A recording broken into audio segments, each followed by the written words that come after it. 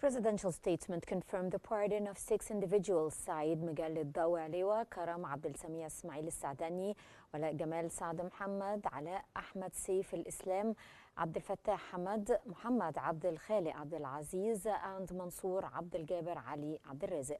The decision followed constitutional procedures and was made in response to an appeal from the National Council for Human Rights (NCHR).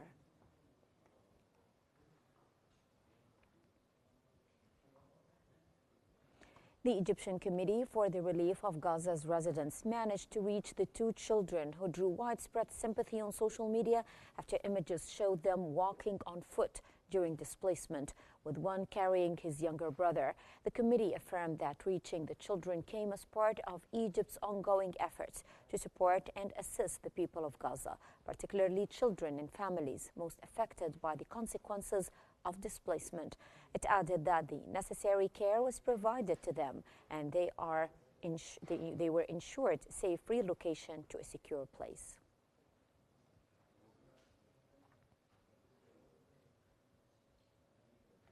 Egypt has strongly condemned the deadly attack on a mosque in El Fasher in western Sudan, which left dozens killed and injured.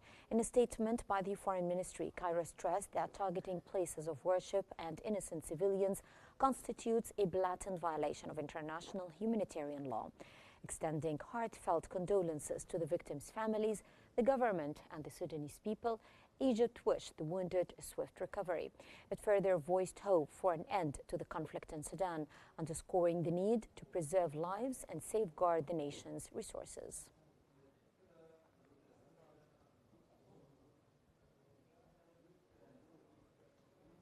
Egypt's Foreign Minister Badr Abdelati has met UN Special Envoy for Syria, Pierre Pedersen, in New York, praising his 6 years of dedication to advancing a political settlement.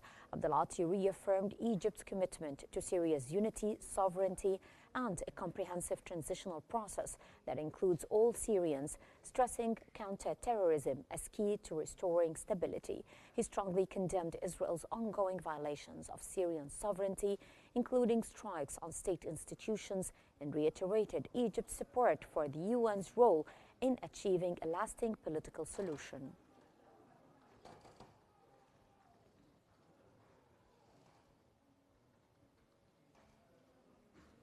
Foreign Minister Badr Abdelati affirmed Egypt's steadfast commitment to Gulf security, considering it an integral part of its national security.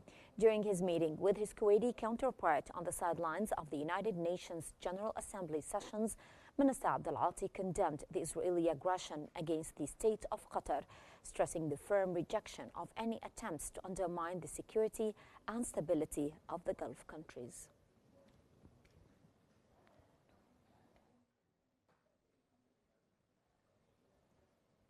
The Foreign Minister also discussed with the chair of the International Crisis Group, Comfort ERO, ways to de-escalate tensions in the region and the Iranian nuclear file.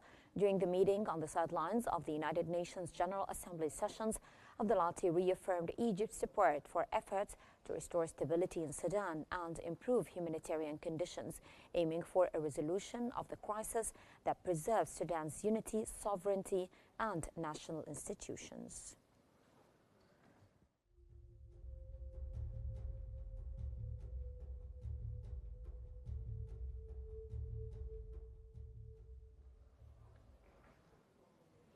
Foreign Minister Badr Abdelati highlighted Egypt's efforts to halt the war in Gaza and its prominent humanitarian role, providing 70% of the total humanitarian aid to the Gaza Strip. During his meeting with Mariana Egger, president of the International Committee of the Red Cross, the foreign minister praised her stance rejecting Israeli military operations in Gaza, the killing of unarmed civilians, the use of starvation as a policy, and the targeting of medical and humanitarian personnel.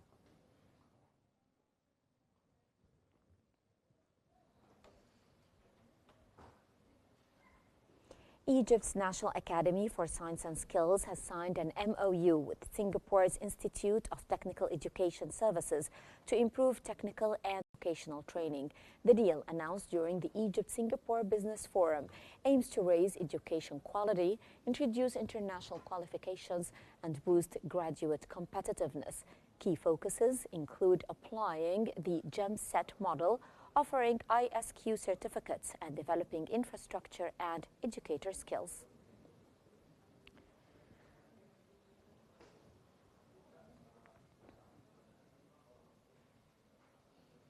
Egypt's Labor Minister Mohamed Gobran announced tougher measures against fraudulent recruitment agencies and stronger protections for Egyptian workers overseas under the new labor law. Speaking at a Cairo roundtable with the ILO, Gobran said that the law regulates private recruiters and upholds workers' rights. The government will support compliant firms and target unlicensed operators. The minister also highlighted pre-departure training and awareness programs for workers and employers, supported by the EU-backed THAM Plus initiative. ILO praised Egypt's efforts to promote fair migration and combat exploitation.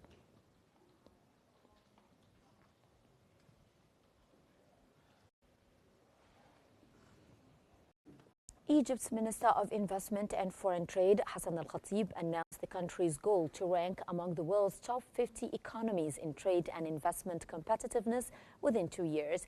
At the Egypt-Rwanda Business Forum, Al-Khatib highlighted Egypt's infrastructure and agricultural progress and efforts to streamline business procedures.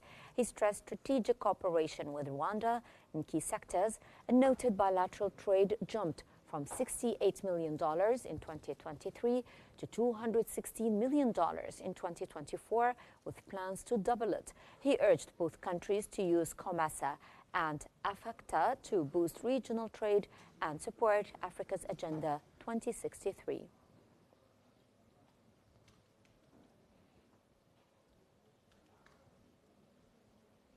Egypt has signed a protocol to make the Grand Egyptian Museum GEM the first carbon-neutral museum of its scale. The agreement involves the Egyptian Environmental Affairs Agency and GEM Authority, aiming to cut emissions through green building, eco-friendly materials, and awareness programs. The GEM, already green certified, will also promote ecotourism and environmental education. A joint committee will monitor progress supporting Egypt's sustainability goals under the 100 Million Trees initiative.